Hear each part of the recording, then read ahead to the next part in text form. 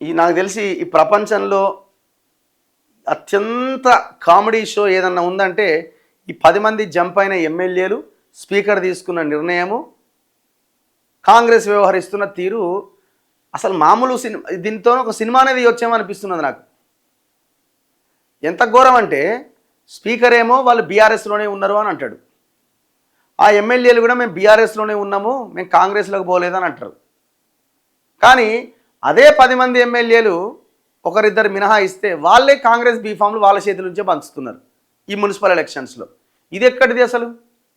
నేను ఎవరు జీవన్ రెడ్డి అంటాడు, ఎవరైనా జీవన్ రెడ్డి అంటాడు, నేను డాక్టర్ సంజయ్ కుమార్ అంటాడు, నేను బీఆర్ఎస్లోనే ఉన్నా కానీ అభివృద్ధి కోసం, జగిత్యాల అభివృద్ధి కోసం కండువా కప్పుకున్నా అంటుండు. ఏమన్నా ఉంటుందా? ఇది చెప్పుకున్న ఈ ఇజ్జత్ ఉండాలి కదా కొంచెమన్నా. ఒక పార్టీ నుంచి గెలిచి ఒక పార్టీలో ఉండి అభివృద్ధి కోసం అంటే ఇంకో పార్టీ కండువా కప్పుకుండట. ఇది మరీ కామెడీగా లేదు ఇది. నిన్న ఆయన ఎమ్మెల్యే, బీఆర్ఎస్ ఎమ్మెల్యే అయినా కాంగ్రెస్లోకి పోయిండని వేసిన పిటిషన్ని తిరస్కరించిండు స్పీకర్. లేదు ఆయన బీఆర్ఎస్లోనే ఉన్నాడని. జగిత్యాల ఎమ్మెల్యేపై అనర్హత పిటిషన్ డిస్మిస్, శాసన సభాపతి ప్రసాద్ కుమార్ తీర్పు. దీంతో మొత్తం 8 మంది ఎమ్మెల్యేలు బీఆర్ఎస్లోనే ఉన్నారని తేల్చిండు స్పీకర్. ఇక మిగిలింది ఇద్దరయ్యా, కడియం శ్రీహరి అండ్ దానం నాగేందర్. మరి వాళ్ళ మీద ఏం నిర్ణయం తీసుకుంటారో. వాళ్ళది కూడా చాలా క్లియర్గా వేసిన పిటిషన్ను డిస్మిస్ చేసే అవకాశం ఉన్నది. ఎందుకు? వాళ్ళు ఆల్రెడీ అఫిడవిట్లు వేసిరు. రేవంత్ రెడ్డికి తెలిసే, రేవంత్ రెడ్డి చెప్పితేనే, స్పీకర్తో మాట్లాడిన తర్వాతనే వాళ్ళు ఆ అఫిడవిట్ వేసి ఉంటారని నేను అనుకుంటున్నా. Very clear. లేకపోతే మేము పార్టీ మారలేదు, మేము బీఆర్ఎస్లోనే ఉన్నామని కడియం శ్రీహరి చెప్పడం ఏంది, దానం నాగేందర్ చెప్పడం ఏంది?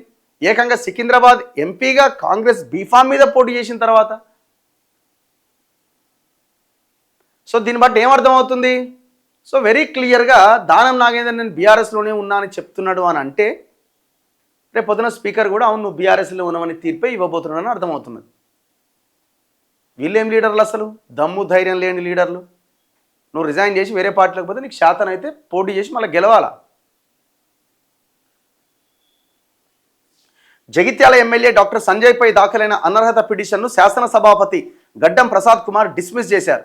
డాక్టర్ సంజయ్ బీఆర్ఎస్ పార్టీ తరఫున గెలిచి కాంగ్రెస్లో చేరారని, పార్టీ ఫిరాయింపు నిరోధక చట్టం కింద అనర్హత వేటు వేయాలని కోరుతూ బీఆర్ఎస్ ఎమ్మెల్యే జగదీష్ రెడ్డి చేసిన ఫిర్యాదుపై స్పీకర్ గతంలోనే విచారణ నిర్వహించారు. దీనిపై బుధవారం అసెంబ్లీ ప్రాంగణంలోని హాల్లో సభాపతి తీర్పు ప్రకటించారు.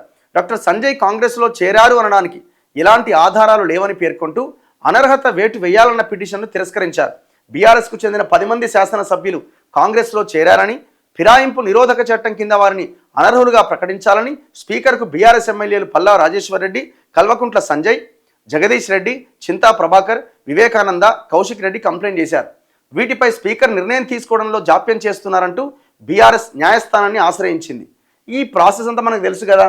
మొత్తం 8 మంది మీద ఇగో తెల్ల వెంకట్రావు, బండ్ల కృష్ణమోహన్ రెడ్డి, గూడెం మహిపాల్ రెడ్డి, ప్రకాష్ గౌడ్, అరకిపూడి గాంధీ, పోచారం శ్రీనివాసరెడ్డి, కాల యాదయ్యల వీళ్ళందరూ బీఆర్ఎస్లో ఉన్నారని తీర్పు చెప్పేసిండు స్పీకర్. ఇప్పుడు సంజయ్ది కూడా మొత్తం 8 మంది అయిపోయింది, ఇంక 2 మాత్రమే మిగిలి ఉన్నారు. ఆ 2 కూడా పెద్దగా ఏదో రిజల్ట్ ఉంటుందని నేను అనుకుంటలేను. మరి ఎట్లా మరి ఇది ఏం జరుగుతుందంటే మళ్ళీ బీఆర్ఎస్ వాళ్ళు హైకోర్టు, అక్కడి నుంచి సుప్రీంకోర్టు దాకా పోయి మళ్ళీ ఏమైనా ఆర్డర్ తెస్తే తప్ప దీని మీద మనం ఏం మాట్లాడలేము.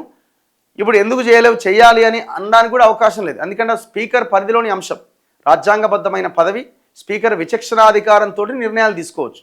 ఎవ్వరు దాన్ని క్వశ్చన్ చేయలేరు. అవసరమైతే కోర్టులు కూడా ఎంతవరకు క్వశ్చన్ చేస్తాయనే ప్రశ్న మొన్నటిదాకా ఉండే, కానీ ఇప్పుడిప్పుడే కోర్టులు కూడా స్పీకర్ నిర్ణయాన్ని స్పీకర్కి ఆర్డర్స్ ఇస్తున్నాయి.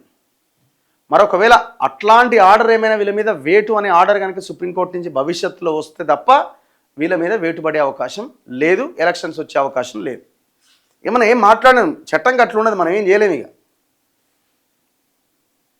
కాకపోతే ఎథికల్గా, మోరల్గా కాంగ్రెస్ ఏం సమాధానం చెప్పుకుంటుంది ప్రజలకు అన్నది మనం అడగాల.